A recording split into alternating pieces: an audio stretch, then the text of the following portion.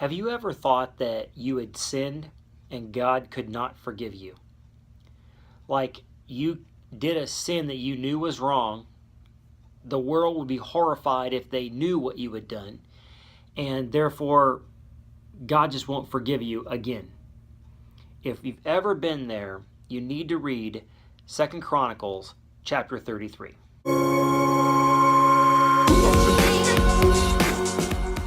In 2 Chronicles chapter 33, Hezekiah has died, and he has a son named Manasseh. Hezekiah was a good king for generations, decades. Manasseh was bad. He becomes king at 12 years old, and he reigns for 55 years. And you wonder, why would God let someone reign like that for so long who is so bad? Listen to what he does. Hezekiah, his father, had torn down the high places where they were worshiping Jehovah God in the wrong way. Other kings just left those there. They were like, well, at least they're worshiping God. He tore those down. Hezekiah, or Manasseh, builds those up again. In addition, he builds altars for Baal all over Judah.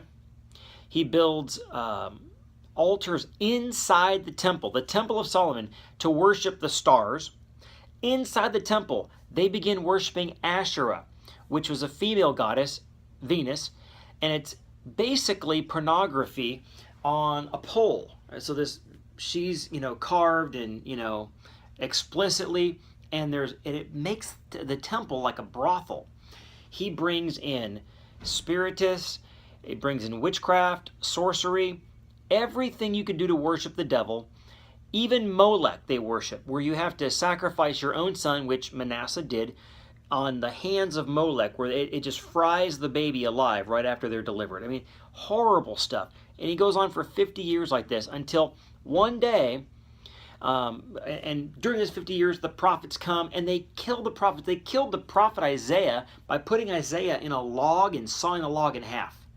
They rejected God completely, him and all of Israel, or Judah. One day, the Babylonians take him into captivity, and he's in captivity, and very much like Jonah, he's in the belly of the whale, and he realizes God's God. After 50 years of living like this, he realizes God's God, and the Bible says he greatly humbles himself, and he repents of his sin. And God hears him. After all that, leading an entire nation astray, burning babies, the temple being, put all this horrible stuff in there. And God forgives him, and he gets out of captivity, goes back home. People can't believe it.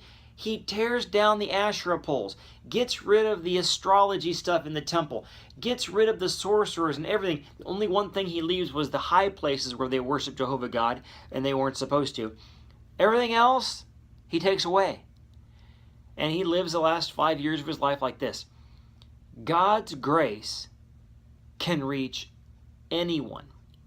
No matter who you are, what you've done, God forgives. Now, unfortunately, the nation was so far gone, not many of them repented. There's consequences to sin. But there's one other truth that you see here. Hezekiah raised his son Manasseh to live according to truth.